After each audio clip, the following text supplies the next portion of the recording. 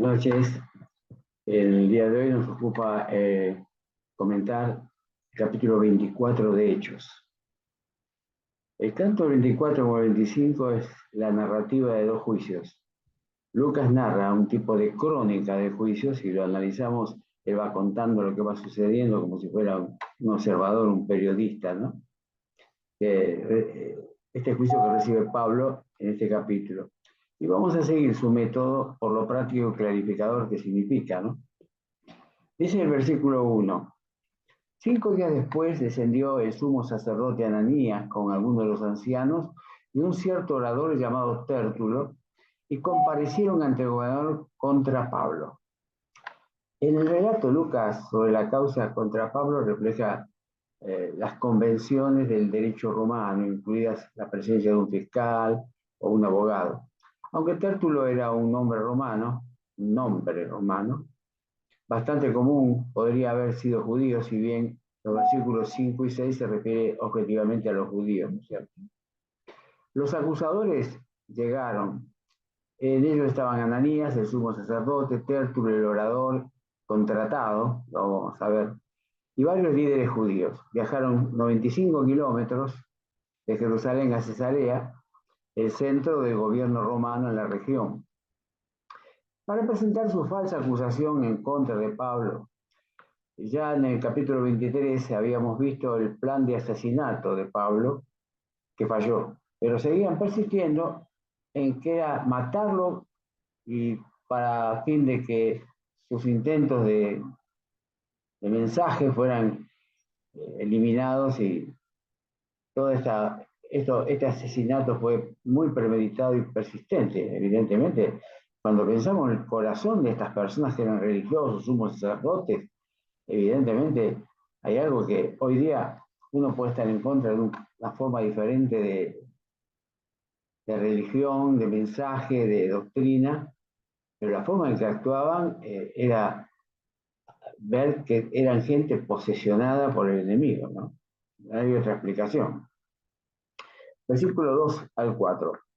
Cuando este fue llamado, o sea, el grupo, Tértulo comenzó a acusarle diciendo: como debido a ti gozamos de gran... Prestemos atención a estas palabras, ¿no? Como debido a ti gozamos de gran paz y muchas cosas son bien gobernadas en el pueblo por tu prudencia, oh excelentísimo Félix, lo recibimos en todo tiempo y en todo lugar con toda gratitud, pero no molestarte más largamente, te ruego que nos oigas brevemente conforme a tu equidad. Fíjense qué discurso político, adulador. A Tértulo le escogieron como orador principal para presentar el caso delante del gobernador. Tértulo comenzó su discurso procurando ganar el favor de su interlocutor Félix. En la tradición, dicen los especialistas en discursos y en el latín, la tradición teórica latina era parte inicial del discurso, se llama captatio benevolenti. Es una técnica retórica latina que significa ganar la buena voluntad o captar la benevolencia del auditorio y la persona destinataria de nuestras palabras, ¿no? Utiliza al inicio de un discurso o un escrito para atraer la atención y la simpatía del destinatario, creándole una predisposición favorable hacia el mensaje del orador o autor. En realidad es una adulación y una lisonja. Lo que estaba diciendo Tértulo era un mensaje que no lo creía ni él ni nadie que lo rodeaba. Si bien el pueblo judío y los religiosos judíos tenían el beneplácito de los romanos en practicar su religión, no le molestaban, algunos habían construido templos o sinagogas. Evidentemente, esto era una actitud nefasta, ¿no? El versículo 5 al 7 dice: porque hemos hallado a este hombre que es una plaga, fíjense la expresión, ¿no? Y promotor de sediciones entre todos los judíos por todo el mundo. ¿Qué mensaje exagerado? Y cabecilla de la secta de los nazarenos. Intentó también profanar el templo y prendiéndole quisimos juzgarle conforme a nuestra ley, pero interviniendo el tribuno Licias, con gran violencia le quitó de nuestras manos. Fíjense que ya está acusando a un romano, ahí se le escapó un poco la picardía, y atacó a un romano diciéndole que con gran violencia le quitó nuestra hermana. No, simplemente lo salvó de que lo mataran él mismo, a Pablo, según el relato, ¿no es cierto? En el capítulo 23 anterior. En realidad, Tértulo hizo 3 acusaciones en contra de Pablo, que era una plaga y promotor de sediciones en todos los judíos por todo el mundo, que era el cabecilla de una secta religiosa no reconocida que estaba en contra de la ley romana. Nada que ver. Que intentó profanar el templo. Los líderes religiosos esperaban que estas acusaciones persuadieran a Félix para ejecutar a Pablo y así mantener la paz en Palestina. Tértulo no solo acusó a Pablo de profanar el templo al meter gentiles en el recinto, algo que por sí se habría sido hecho que Félix sospechara de Pablo, sino también de ser promotor de sediciones y cabecilla en la secta, lo que había alarmado de veras al gobernador, por tratarse de una amenaza al poder romano, no por otra cosa. Además, eh, las autoridades judías en Jerusalén habían podido arreglar el asunto si Licia no hubiese intervenido. Claramente los judíos se creían con derecho de ser con Pablo como ellos quisieran. Y eso era la costumbre, ¿no? Si ellos tenían la autorización de los romanos en poder ejercer hasta la muerte a pedradas, como siempre lo han hecho como sabemos bien, aquellos que han sido sorprendidos en adulterio, como el caso de la mujer pecadora, con su falta de equidad, ¿no? Frente a los juicios. La acusación de que Pablo era una plaga era un insulto para él, se trataba de algo demasiado vago como para tomarse como una acusación legal. La secta de los nazarenos se refería a los cristianos llamados así, después que Jesús dejó de residir en Nazaret. ¿Ustedes recuerdan cuando decían, de Nazaret puede nacer algo bueno? O sea, era una expresión de desprecio o menoscabo, ¿no? En el versículo 8 y 9. Mandando a sus acusadores que viniesen a ti, tú mismo, pues, al juzgarle podrás informarte de todas esas cosas de que le acusamos. Los judíos también confirmaban diciendo ser así de todo. Estaban detrás como un coro respondiendo a la prédica, al discurso que tenía Tértulo. Tértulo terminó el discurso elogiando a Félix y expresando confianza en un buen juicio para juzgar a Pablo. Una super adulación. Verso 10. Habiéndole hecho señal el gobernador a Pablo para que hablase, este respondió, porque sé que desde hace muchos años eres juez en esta nación, con buen ánimo haré mi defensa. Fíjense que no elogió para nada a Félix. Simplemente mencionó su experiencia como juez de la nación. Tértulo y los líderes religiosos aparentaban tener un argumento sólido en contra de Pablo, pero este refutó su acusación punto por punto. Pablo también pudo presentar el mensaje del Evangelio a través de su defensa. Los acusadores fueron incapaces de presentar evidencias específicas que sustentaran sus acusaciones generales. Por ejemplo, a Pablo lo acusaban de causar problemas entre los judíos en la provincia de Asia. Cuando Félix le indicó a Pablo que hablase, el apóstol inició su defensa con justamente un captatio benevolente menos complaciente. Simplemente lo señaló como juez en parte de la situación. En vez de exagerar, se limitó a reconocer que Félix era un gobernador con experiencia de muchos años. Esta es la segunda apología o defensa que Pablo en Hechos, ver el capítulo 21 y notar correspondiente a su primera defensa, ¿no? Como no sé, por hecho ver lo que se ha dicho en el mensaje anterior. Versículo 11 al 13. Como tú puedes cerciorarte, dice Pablo, no hace más de 12 días que subí a adorar a Jerusalén y no me hallaron disputando con ninguno, ni amotinando a la multitud, ni en el templo, ni en las sinagogas, ni en la ciudad, ni te pueden probar las cosas de que ahora me acusan. 12 días era suficiente para formar un equipo, un grupo de revoltosos o de sediciosos o de aquellos que querían formar un contragolpe contra la religión judía, un tanto contra el templo y los religiosos. Sin embargo, los 12 días no concluyeron el periodo de Pablo pasó en Cesarea, sino solo el tiempo que estuvo en Jerusalén. Lapso suficiente para que sus enemigos pudieran probar que era un jugador retador, aunque no lo lograron. Lo habrán perseguido, lo habrán seguido esos 12 días. Estoy seguro que estuvieron persiguiéndolo permanentemente, no lo dejaron descansar, ni ver con quién se reunía, ni lo que hacía. Sin embargo, Pablo se limitó justamente, ¿no? Dice, pero esto, el versículo 14, pero esto te confieso que según el camino que ellos llaman herejía, o sea, recordemos que justamente a los primeros cristianos se les llamó lo del camino. ¿Sí?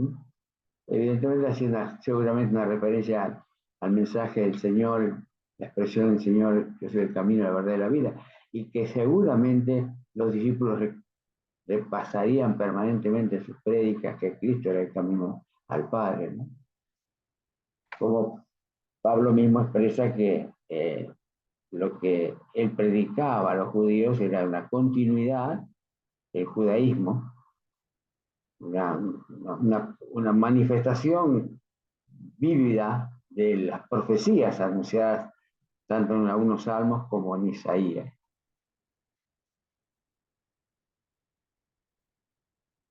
Repetimos, pero esto te confieso que según el camino que ellos llaman herejía, así sirvo a Dios de mis padres, creyendo todas las cosas que en la ley y los profetas están escritas. O sea, que resaltó su fe en los antiguos escritos. En Hechos, a los cristianos se les llamaba lo del camino. Es un comienzo del cristianismo, se los considera una secta dentro del judaísmo. Con el tiempo, justamente tuvo una diferencia bien marcada entre los gentiles y los judíos mayormente lo rechazaban. Pablo concebía el cristianismo como una continuidad y el cumplimiento del antiguo judaísmo, pero eso dijo él, a los creyentes servían a Dios y a sus padres. O sea, no renunció jamás a los mandamientos, a las leyes, a los preceptos del Antiguo Testamento y lo que se enseñaba precisamente en las sinagogas y en el templo. Verso 18 al 21. Estaba en ello cuando unos judíos de Asia, dice Pablo, me hallaron purificado en el templo, no con multitud ni con alboroto. Ellos debieron comparecer ante ti y acusarme si contra mí tienen algo. No estaba ninguno de ellos. Oigan estos mismos que hallaron en mí alguna cosa mal hecha cuando comparecía ante el concilio, a no ser que estando entre ellos corrompí en alta voz acerca de la resurrección de los muertos, soy juzgado hoy por vosotros. O sea, recordamos que el mensaje final de Pablo había señalado que, justo como el mensaje de Pedro, ¿no? Lo señalaba a los líderes religiosos como aquellos que crucificaron al Señor, pero que fue muerto, pero fue sepultado y resucitó al tercer día. Pero justamente estos no estaban presentes para confirmarlo, simplemente era un pequeño grupo, y por eso otro ejemplo que Pablo usa en esta oportunidad era que testificaba de Cristo. Ahí lo vemos, el versículo 14 y 24. El versículo 22 al 24 dice, entonces Félix, oídas estas cosas, estando bien informado de este camino, es interesante el entorno que rodeaba a Félix, especialmente por medio de su esposa, les aplazó diciendo, cuando descendiere el tribuno Lisias, acabaré de conocer que vuestro asunto, eh, y mandó al centurión que se custodiase a Pablo, pero que se le concediese alguna libertad y que no impidiese a ninguno de los suyos servirle a él, de venir a él. Algunos días después, viniendo Félix con Drusila, su mujer, que era judía, llamó a Pablo y le oyó acerca de la fe en Jesucristo. Hacía 6 años que Félix era gobernador y sin duda tenía información acerca de los cristianos, los del camino, un asunto de conversación entre los líderes romanos. La forma de vida pacífica de los cristianos mostraba a los romanos que los cristianos no iban por el mundo procurando armar desorden ni haciendo revueltas. Evidentemente, ellos conocían perfectamente los grupos que predominaban en cada región que ellos gobernaban.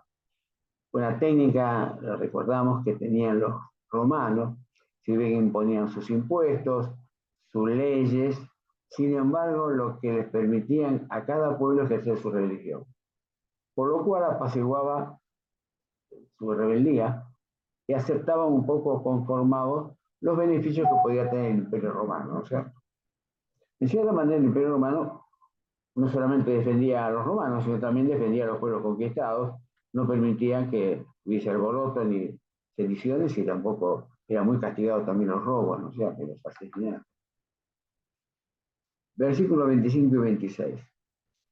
Pero al disertar Pablo acerca de la justicia, del dominio propio y del juicio venidero, Félix se espantó y dijo, ahora vete, pero cuando tenga oportunidad te llamaré. Esperaba también con esto que Pablo le diese dinero para que le soltase, un político buscando soborno, ¿no? Por lo cual muchas veces lo hacía venir y hablaba con él.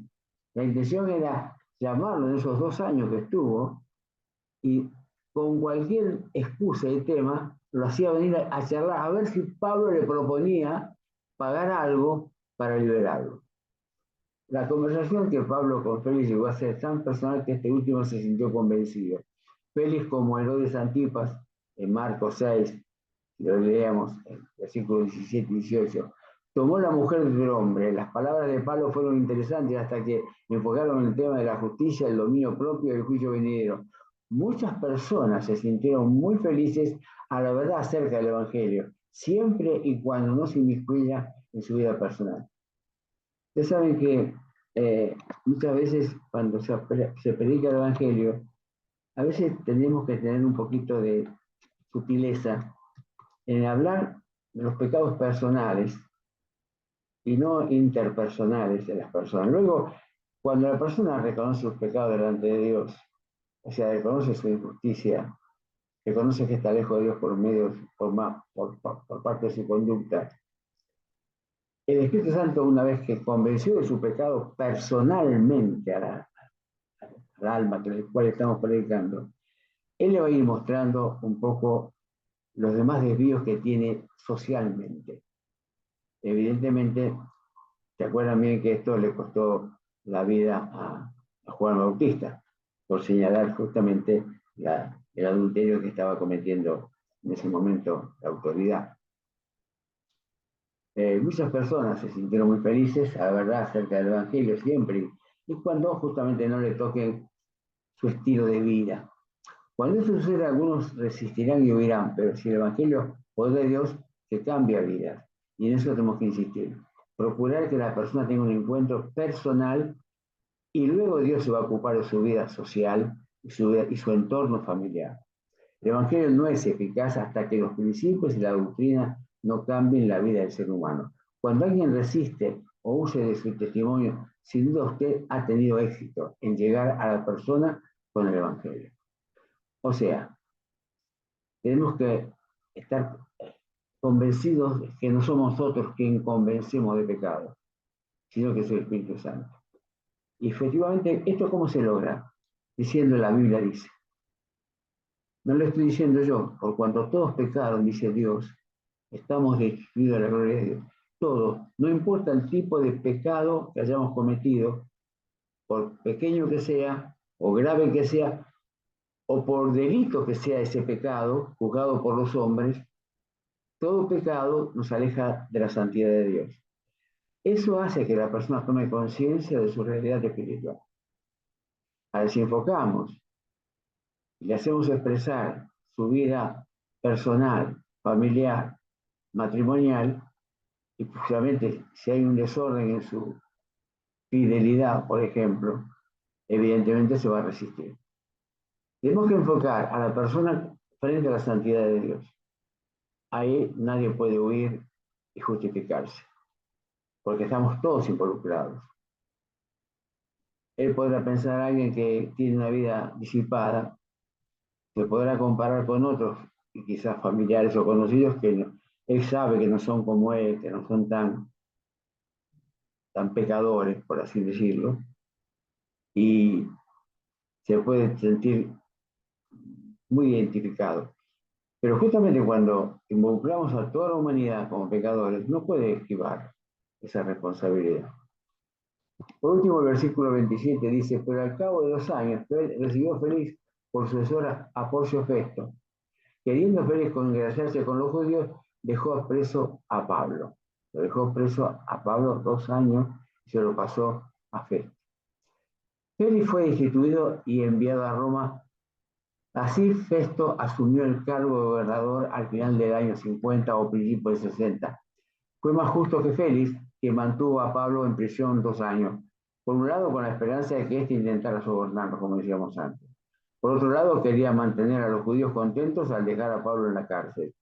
Porque si hubiese liberado como correspondía, porque no había ninguna acusación, más sabiendo que era un ciudadano romano, sin embargo, cuando Festo asumió su cargo, ordenó de inmediato reiniciar el juicio contra Pablo. Los judíos en la mayoría y los líderes políticos querían darle una prórroga a fin de mantener la paz. Al parecer, Pablo organizaba problemas en contra de los judíos, por donde iba dejando en prisión Félix, dejó su cargo en buenas relaciones con los judíos. Pero notemos esto, que Pablo justamente al predicar presentó una decisión entre los saduceos y los fariseos con respecto a la resurrección.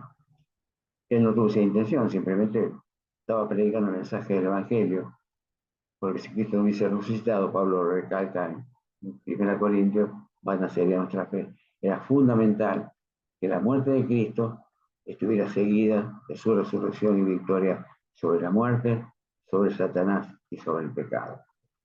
Que Dios nos aliente en esos tiempos tan difíciles.